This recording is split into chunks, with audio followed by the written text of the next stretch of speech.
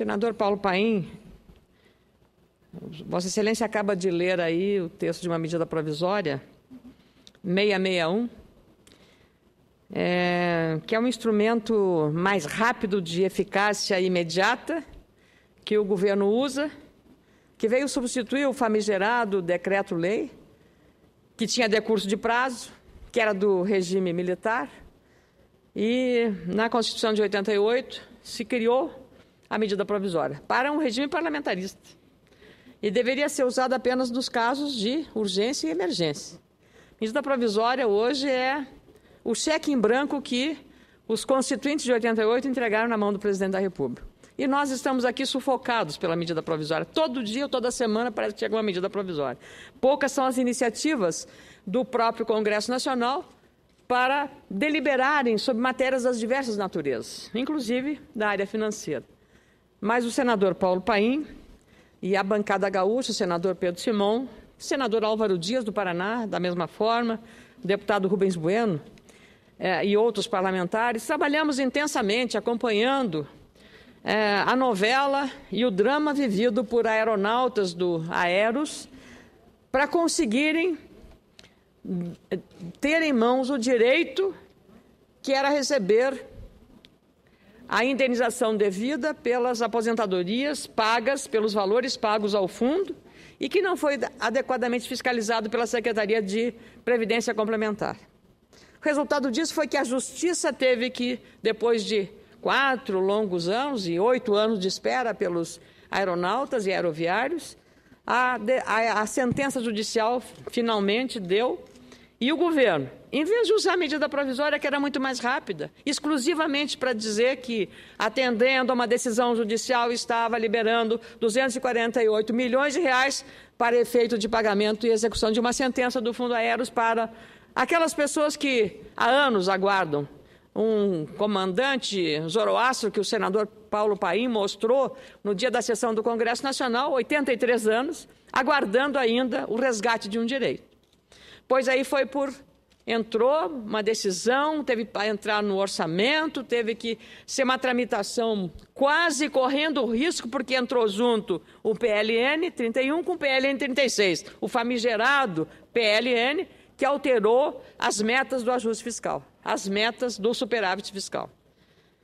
Por muito pouco, a não ser por um entendimento da oposição de que era fundamental cumprir aquela sentença judicial, é que foi assegurado naquela noite, de quase 20 horas de sessão ininterrupta do Congresso Nacional, foi aprovado o PLN 31, que assegurou os 248 milhões para os aposentados do Fundo Aeros.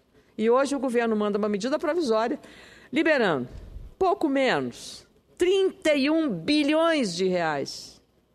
31 bilhões de reais, autorizando subvencionar para crédito, abertura de crédito do BNDES. Olha a diferença, 248 milhões para 31 bilhões de reais. É muito dinheiro, é muito dinheiro. Então, 2 pesos e 2 medidas.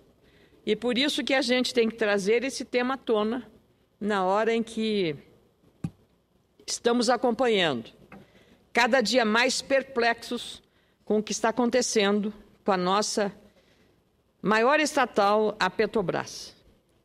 E que é preciso que, com a celeridade possível, sem atropelar o Estado de Direito em nenhum momento, para não comprometer a eficácia e a competência e a resolutibilidade desse rumoroso processo, todo o Estado de Direito seja observado, os acusados, o direito da defesa e poder, Ministério Público, Polícia Federal, que até este momento, essa instituição, Polícia Federal, vem honrando a sua tradição republicana e deve assim continuar para continuar recebendo o respeito da cidadania brasileira que paga o salário da Polícia Federal, ou do Ministério Público Federal, através do Procurador-Geral Rodrigo Janot, que da mesma forma, até este momento, vem exercendo rigorosamente as suas competências sob o rigor da lei e do que disciplina a legislação em vigor e o Código Penal. E as competências dessas instituições. Nós, os cidadãos, os parlamentares que que ajudam a fazer as leis, que fazem as leis, na medida do possível, como eu disse, somos sufocados aqui pelas medidas provisórias, temos a responsabilidade de continuar acreditando que essas instituições, sejam Polícia Federal, Ministério Público e a Justiça, através da manifestação da Suprema Corte, quando for o caso, deem razão para que a sociedade brasileira continue acreditando que é possível termos um país sério, um país com responsabilidade e um país com democracia, porque suas instituições estão funcionando adequadamente, conforme o rito e a expectativa que tem o cidadão já desacorçoado, já desanimado de ver tantas notícias ruins em relação ao uso do dinheiro público, que falta num hospital, que falta na segurança, que falta na infraestrutura. Falou-se agora, com a palavra do senador Jorge Viana, sobre os problemas na área da aviação civil. Mas eu poderia falar também dos problemas do nosso acesso na região mais importante para o turismo do sul do país, que é a região da Serra, com o Natal Luz. Não temos acesso, congestionamentos de horas e horas até chegar lá, simplesmente porque os investimentos na infraestrutura não são realizados. Ou mais ainda, acabei de visitar pela manhã hoje um centro de educação especial aqui em Brasília. É o segundo centro que vejo que atende crianças com deficiências. Esta visita feita ao Centro de Ensino Especial 2 aqui em Brasília, tive o privilégio da companhia da ex-secretária-geral da mesa diretora do Senado, a doutora Cláudia Lira. Uma pessoa de grande sensibilidade política, e por conhecer o sistema de funcionamento do Legislativo, é que eu a convidei para estar junto nessa missão. Porque hoje é um conceito de que, claro, todos nós queremos a inclusão, mas nós tivemos uma luta muito grande na análise do Plano Nacional de Educação para que na meta 4 fosse escrita a palavra preferencial, a matrícula de uma criança portadora de necessidade especial ou deficiente, preferencialmente vá para uma escola regular, preferencialmente, mas que ela tem o direito, os pais têm o direito de colocar ou numa PAI ou num centro de educação especial, como aqui em Brasília. Só 2 estados brasileiros, o Distrito Federal não é um estado, mas a figura jurídica de um estado, mas o Distrito Federal, e o Paraná, é que possuem centros públicos de educação especial. E seria muito conveniente que o ministro da Educação, que os professores, que os senadores, os deputados, fossem visitar esse centro de educação especial. Eu fui lá convidada pelo senador Rodrigo Hollenberg. E depois, na segunda vez, que fiz a visita ao centro número 1, Centro de Educação Especial, o primeiro criado em Brasília, na companhia do senador eleito, senador Regufe. É comovente ver a dedicação dos professores e o comprometimento no atendimento de pessoas que têm deficiências gravíssimas de mobilidade, de fala, de audição, de tudo, senador Aloysio.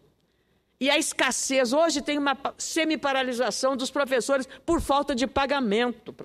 Por falta de pagamento. O governo faz uma transição sem pagar os professores. A cidade está paralisada. Não tem corte das gramas, não tem escola, não tem pagamento do lixo, do recolhimento do lixo. Mas onde nós estamos? O que está acontecendo neste momento difícil de transição? Nessa visita, nós pudemos verificar as necessidades de professores, seja o Paulo, o Paulão, que voluntariamente dá aula de capoeira para os alunos, ou os professores que fazem uma horta para que as crianças convivam num ambiente natural, comendo alimentos sem nenhum produto químico, que eles mesmos manipulem e vejam como é que a natureza se desenvolve. Queria agradecer à doutora Cláudia Lira por essa companhia muito importante para visitar essa escola, esse Centro de Ensino Especial número 2, com 300 alunos. E a inclusão se dá pelo nível social ali, porque ali estão filhos de pessoas muito pobres e de pessoas muito ricas, senador Aloysio, porque essa escola dá atenção a crianças que recém-nascidas, ou com poucos meses de vida, com sérias deficiências motoras, para que elas possam, logo recebendo esse tratamento adequado, se desenvolver melhor.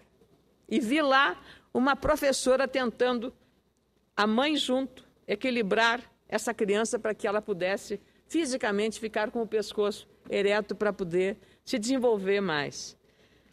Estavam lá a professora do ensino especial, Jaqueline Furtado Duarte Afonso Valence, a vice-diretora Regina Célia Cunha e a professora Regina Andréa Bonfim, do Centro Especial número 1.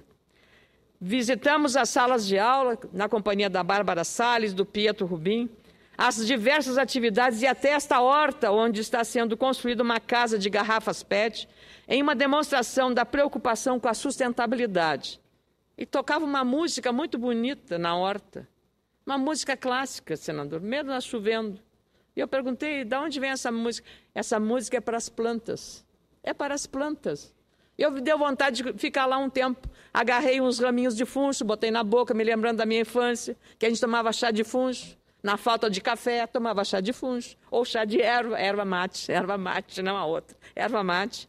Porque isso, junto com o leite, também alimentava a nossa fome, matava a nossa fome. E ali a gente pôde ver toda essa preocupação, as professoras querendo colocar um caminho no meio da terra para que os cadeirantes, são muitos, pudessem percorrer aqueles caminhos tocando nas plantas.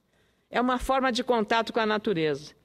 Os voluntários também, a falta de apoio, uma feira para juntar recursos numa escola pública de um estado ou do Distrito Federal que é rico, recebe recursos da União, poderia estar ali funcionando bem. Ali, naquela reunião, foi ressaltado, e vamos ter uma reunião, vou pedir uma reunião com o ministro Henrique Paim, para tratar exatamente desse tema, a educação especial.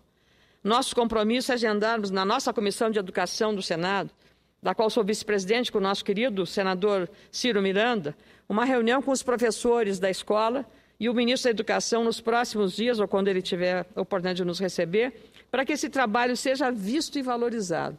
A gente sabe que a inclusão é determinada, inclusive pelos órgãos que nós temos, é o mais importante. Então, eu fiquei muito sensibilizada mais uma vez de ver a dedicação desses professores, que mesmo com os salários atrasados, estão lá, mesmo com uma semi-paralisação para protestar pelo atraso no pagamento dos salários, estão lá exatamente para demonstrar o compromisso que tem com essas escolas.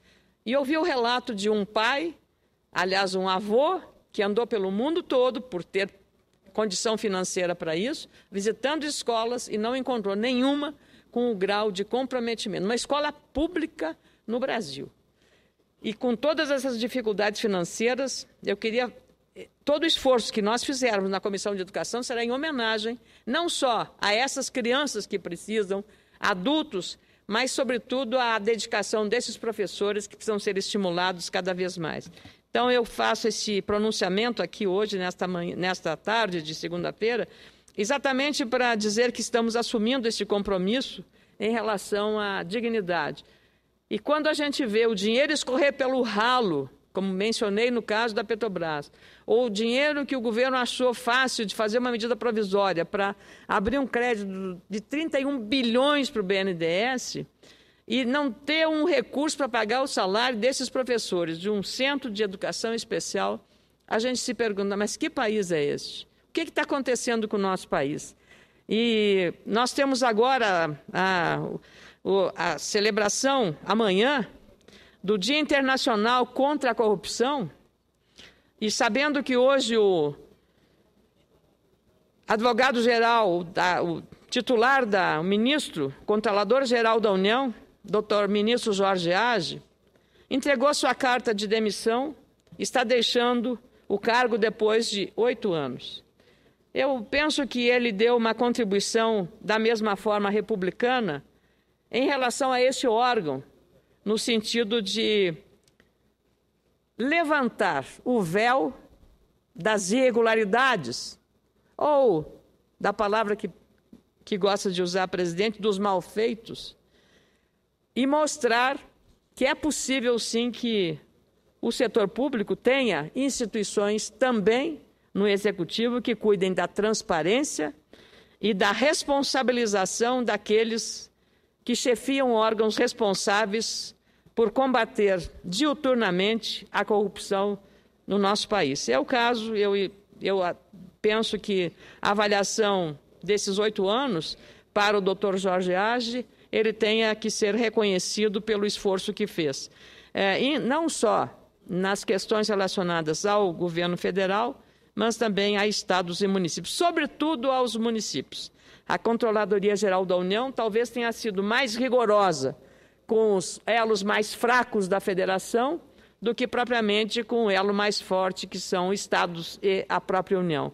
De qualquer modo, o que estamos vendo hoje, em relação aos acontecimentos mais recentes, revela que é preciso ampliar este processo de transparência. E a Controladoria Geral da União se preparou para fazer isso. Então, de minha parte, penso que o Dr. Jorge Hage deu uma contribuição séria ao país.